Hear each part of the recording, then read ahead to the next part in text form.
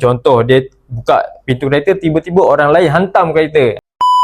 Korang tahu tak, basic insurans kereta yang korang ambil tu tak ada 3 benda ni tau. So, korang yang pakai kereta dan ambil insurans kereta wajib tahu 3 benda ni. Yang pertama adalah windscreen protection. Dalam basic insurans kereta tak ada windscreen protection. Jadi kalau korang nak protect windscreen tu, korang kena ambil add-on ni. Yang kedua adalah special perils. Special peril ni maksudnya bencana alam. Contoh, kalau kat Malaysia ni selalu terjadi banjir lah. So kalau korang nak protect kereta korang semasa banjir, korang wajib add-on special perils ni. Yang ketiga adalah LLOP. LLOP ni stand for Legal Liability of Passenger. Maksudnya kalau penumpang korang terlibat kemalangan ataupun dia menyebabkan kemalangan, contoh dia buka pintu kereta, tiba-tiba orang lain hantam kereta. So LLOP ni lah akan cover kalau terjadi apa-apa saman sivil lah. So kalau korang nak tahu maklumat lebih lanjut, boleh layari jimat.com.my.